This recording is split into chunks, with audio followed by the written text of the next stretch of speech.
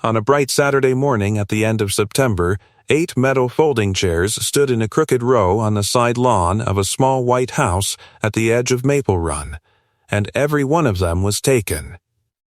The people sitting in them had not come for the coffee, though there was coffee, and they had not exactly come for Emmett Rourke either, though it was his lawn and his coffee and his morning. They had come because a woman none of them had ever met, a woman with white cotton gloves and wire-rimmed glasses and a voice that carried like a schoolteacher's, was standing beside the great green shape that had squatted on a borrowed flatbed in that yard all summer long, the shape half the town had laughed at. And she was about to say a number out loud. The shape was a bell, a fire bell, taller at the crown than a kitchen table, wider at the lip than a man could reach around, cast bronze gone soft green with 100 years of weather. Its mouth was boarded over with oak planks the color of old silver, and 2 hand-forged iron straps were banded around the planking, and in all the months it had sat in that yard, not one board had come off. Emmett had seen to that. The woman in the gloves had spent the better part of the morning with it, moving slowly, touching it the way a doctor touches a patient, and when she finally turned to face the folding chairs, she took her glasses off, folded them, and said that in her professional judgment for insurance purposes, the boarded bell that Emmett Rourke had bought for $70 should be carried on the books at $186,000. For a moment, nobody on that lawn so much as breathed.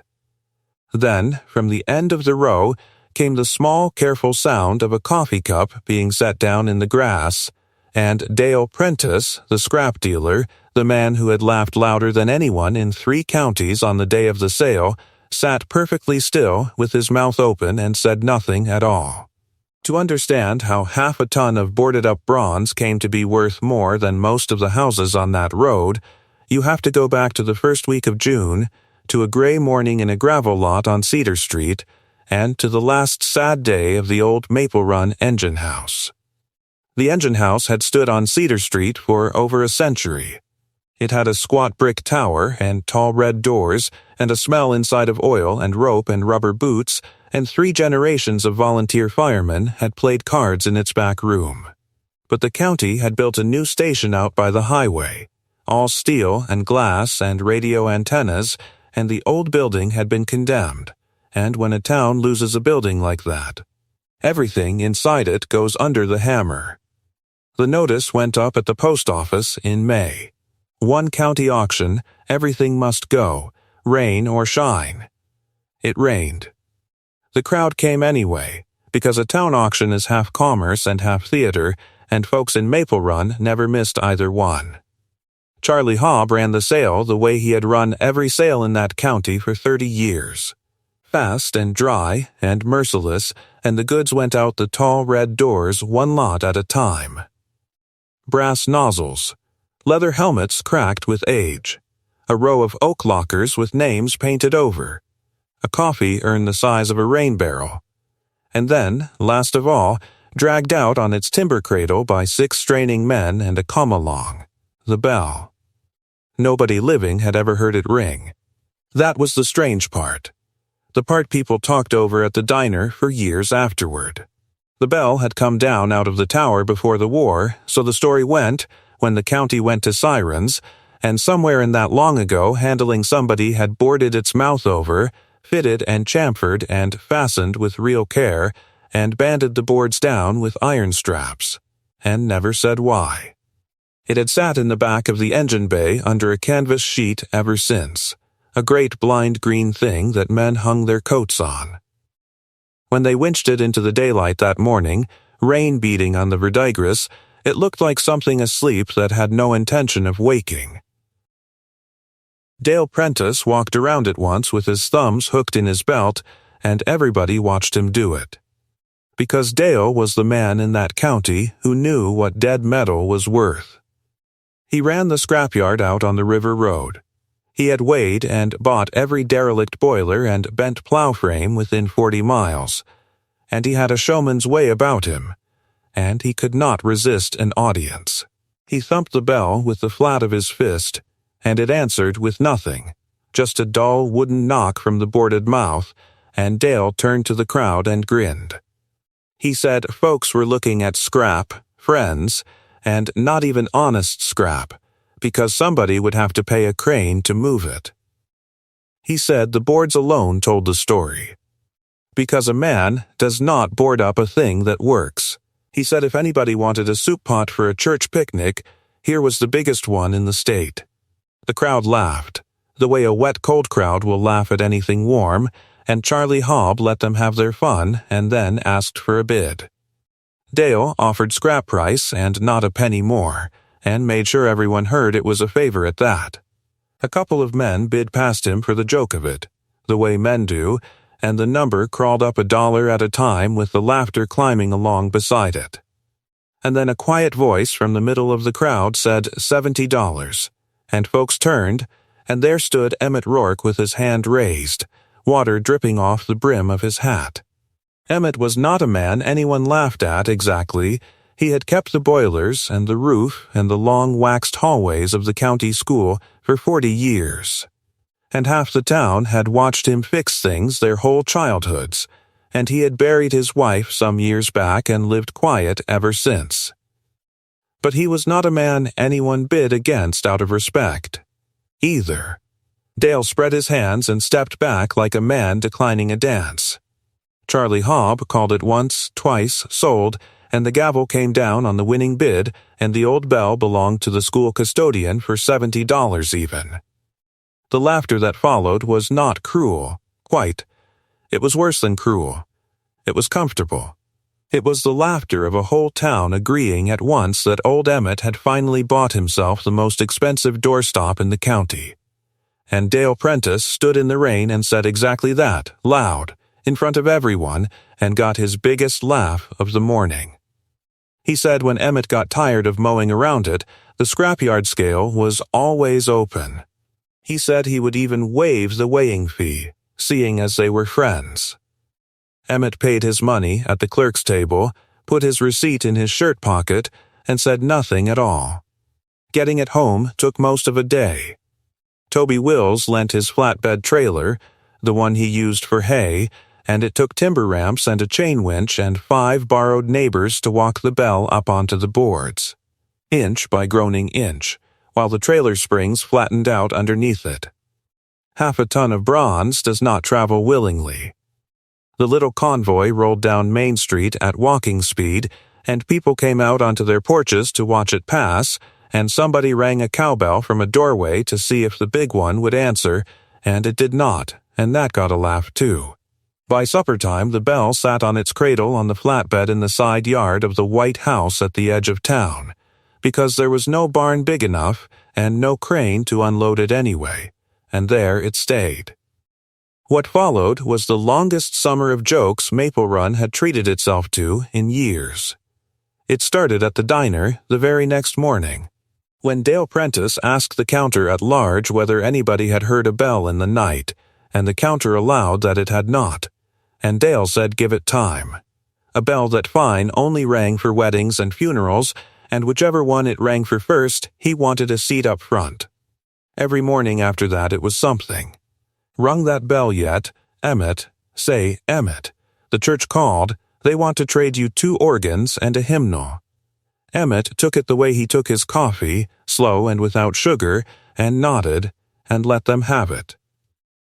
Kids rode their bicycles past the yard on summer evenings just to look at the huge green thing on the trailer, and their parents drove past on Sundays a little slower than they needed to, chuckling, and the bell sat through it all with its boarded mouth shut tight, saying nothing, the way its owner did. By midsummer, the bell had worked its way into the town's very vocabulary.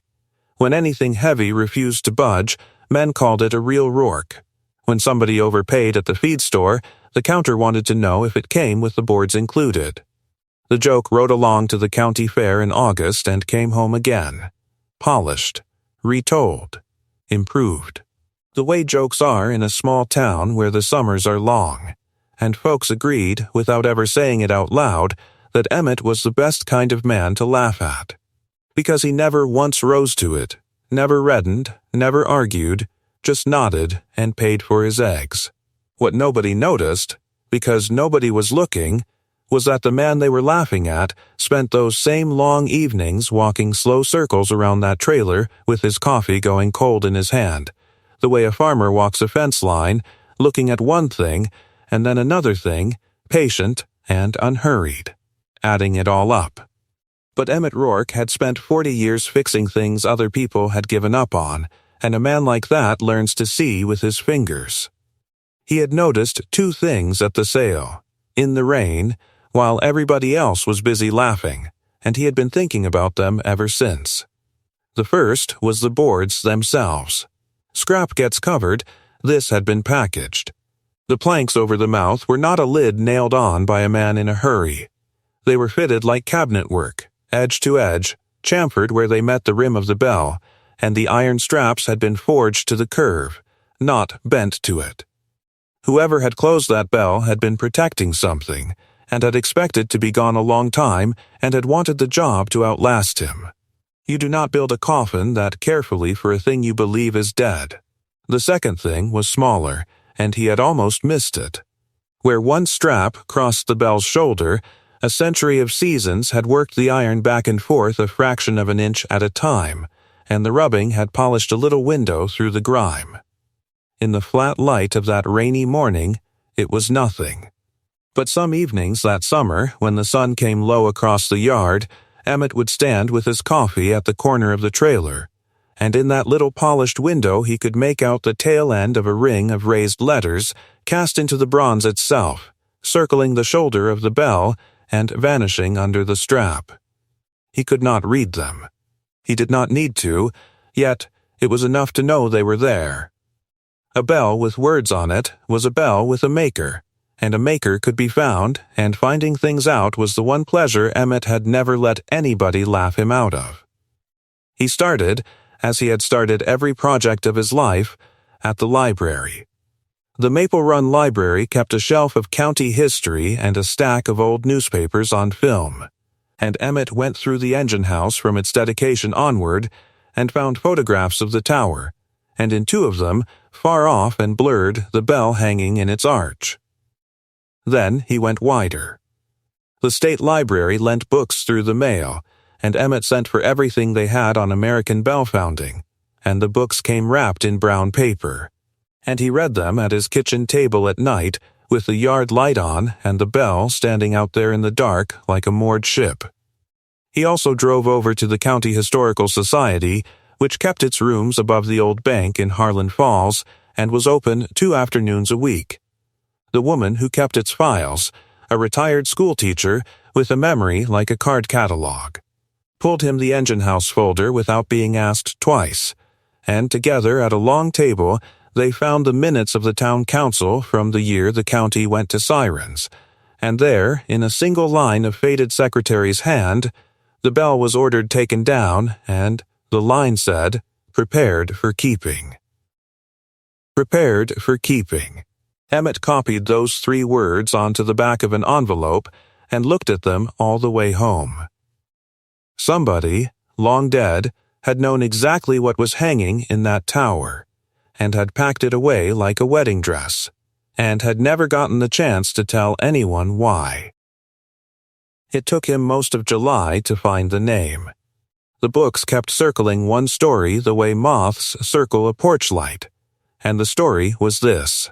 In the early years of the Republic, the finest bells on the continent came out of a single yard in Philadelphia, the Aldergate Foundry, run by a perfectionist named Josiah Aldergate, who signed every casting with a ring of raised letters around the shoulder and kept ledgers so exact that scholars could trace nearly every bell he ever poured. Nearly every one. In the year 1810, the foundry took its grandest commission, a set of 6 matched bells for the Cathedral of St. Ambrose in Baltimore, tuned to sound together. 5 were delivered and hung and celebrated, and every history of American founding had photographs of them. The 6th, the deep one, the largest of the set, left the foundry gate on a freight wagon in the spring of 1811 and simply never arrived. No wreck recorded, No theft proven, nothing. When war came the next year, the accepted guess was that it had been quietly sold and melted for Cannon bronze, and for 200 years, every book said the same thing. The sixth Aldergate was gone, and its loss was called the Great Hole in American Bell history. Emmett read that chapter 3 times. Then he took his flashlight out to the yard in his slippers and held it at a low slant against the shoulder of the bell, and looked at the tail of those raised letters for a long time, and went back inside and sat at the kitchen table until the coffee went cold. He did not tell the diner. He did not tell anybody. What he did was write a letter, in his careful boiler room hand, to the Brandt Museum of American Metalwork, which the books named as the keeper of the Aldergate ledgers. He described the bell plainly, the way you would describe a leak to a plumber. The size of it, the boarded mouth, the fitted planks, the forged straps, the little polished window, and the raised letters running under the strap. He took photographs in the low evening light and had them printed at the drugstore 2 towns over, and he mailed the envelope and told no one, and went back to nodding at the jokes. The first reply was polite and tired, the kind of letter museums must send by the hundred, and it explained gently that the country was full of old bells. But the second letter, 3 weeks later, was different. The second letter had been written by someone who had seen the photographs. It asked measurements. It asked about the straps in fine detail, the section of the iron, the shape of the forge welds. And it asked, twice, in a tone that was trying hard to stay calm, whether the boards had been disturbed and whether the bell had been rung, and would he please, until someone could come, do absolutely nothing at all. By then the town had caught wind that Emmett thought his doorstop was famous, because the drugstore clerk 2 towns over had a cousin in Maple Run, and the joke got a second summer wind. Dale Prentice laughed so hard he had to lean on the diner counter. He came out to the yard that same week with a $50 bill folded lengthwise in his fingers, and in front of the mail carrier and 2 neighbors he offered it to Emmett, cash money, just to pry off one board and settle it, right there for the laugh. And Emmett looked at that bill for a while, and then at the men grinning by the fence, and he slid it back across the fence rail and said the only thing anybody remembered him saying all summer. He said the bell had kept its own counsel for 100 years, and it would not open for $50. He said it stays shut until somebody who knows what they are looking at is standing in front of it. And then he said, Dale, when that board comes off, I mean for you to be standing there watching, and that is a promise. Dale laughed and called him a stubborn old rooster and drove off, and told the story all over town, which was exactly what Emmett had figured he would do. The letter that mattered came at the end of August, on museum paper, from a Dr. Miriam Vance, senior conservator of metals, an accredited appraiser and the acknowledged specialist in early American bronze. She had read his letters and studied his photographs against the foundry ledgers, and she was coming herself, the second to last Saturday of September. She asked that the bell stay exactly as it was. She need not have worried. Emmett kept it sealed all through those last hot weeks, tarped when it stormed, checked every evening, and though half of Maple Run drove past to look, not one plank so much as creaked. He would not open it early for anyone, and by then, at last, a few people had quietly stopped laughing. Emmett spent that final week getting ready in a way that told the town he had been planning this longer than anybody knew. He borrowed the folding chairs from the church hall, 8 of them, no more. He wrote out 8 invitations by hand, plain as feed store receipts. Saturday morning, 9 o'clock, my side yard, come see what I bought. And he delivered them himself, walking, to the 8 people who had laughed the hardest all summer long. Charlie Hobb got one. Toby Wills got one, which was fair since it was his trailer. The diner owner got one for the counter's sake. And the last one Emmett carried out to the scrapyard on the river road and put directly into Dale Prentice's oil-stained hand. and the two men looked at each other a moment. And neither one said a word, and both of them understood the whole shape of the thing exactly. Dr. Vance arrived Friday evening in a museum van with a young assistant and more equipment than a country doctor. She stood in the yard in the last of the light and walked once around the bell without touching it, the way Dale had walked around it in the rain in June, and the difference between the two circuits was the difference between the two men who tell you what a thing is worth, the one who weighs it and the one who reads it. When she came around to the polished window on the shoulder, she stopped and stood still for a long moment, and the assistant later swore her hands were trembling. And then she said they would begin in the morning while the light was good. Saturday came up bright and cool, and the chairs filled, and the neighbors who had not been invited found reasons to rake leaves within sight of the fence.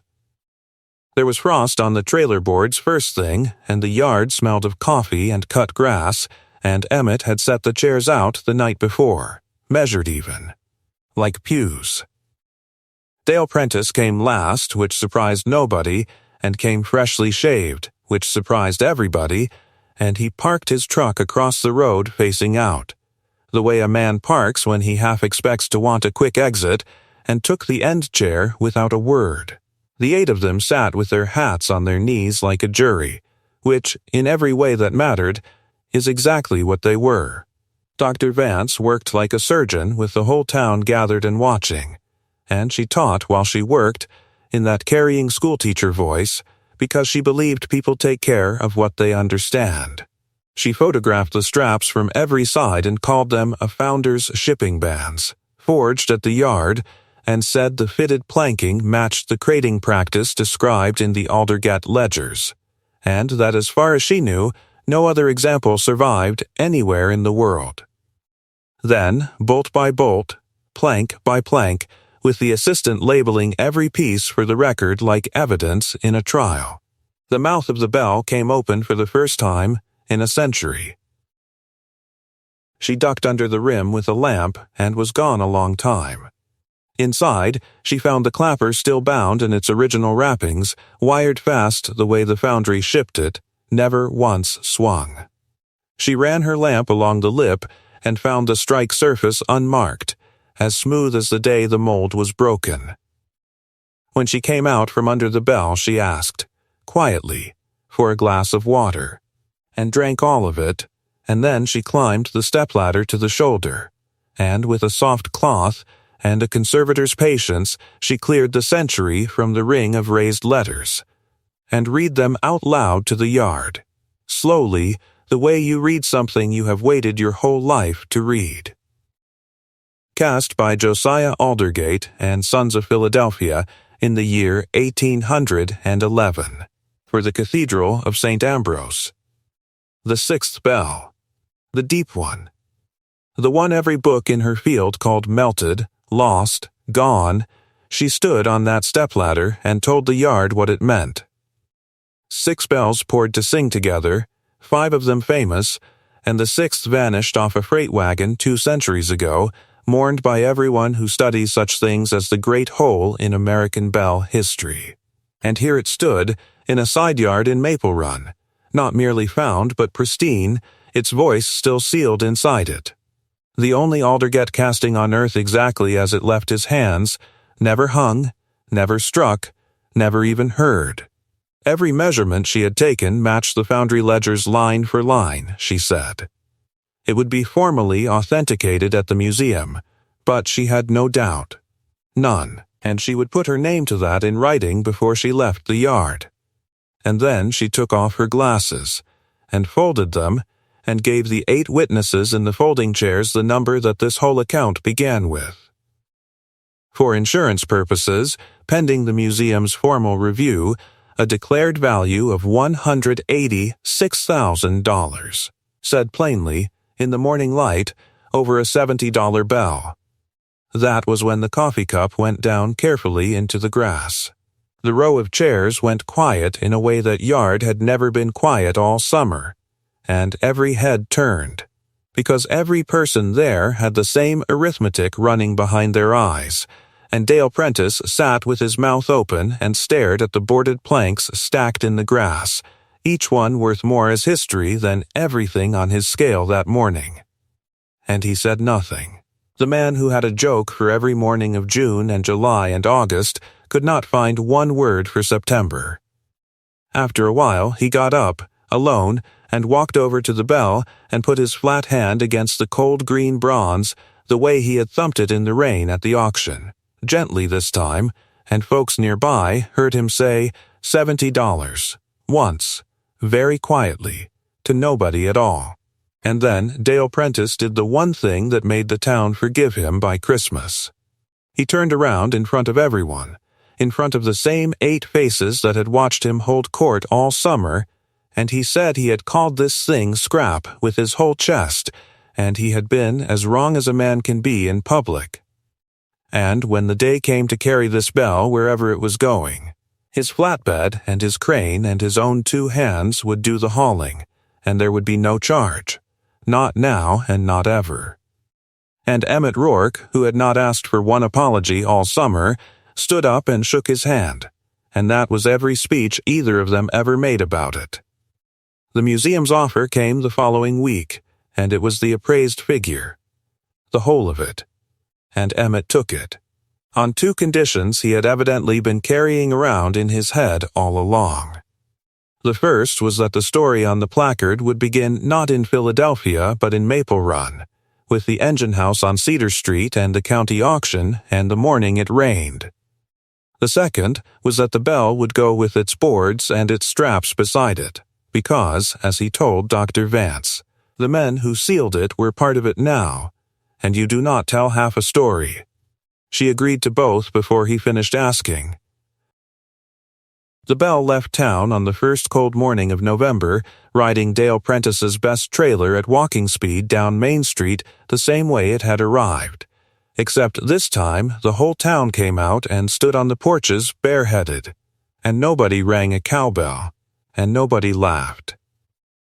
In the spring, a letter came from the museum with a photograph of it standing polished and lit in its own gallery, boards and straps displayed alongside like relics, and the placard telling it just the way Emmett had asked.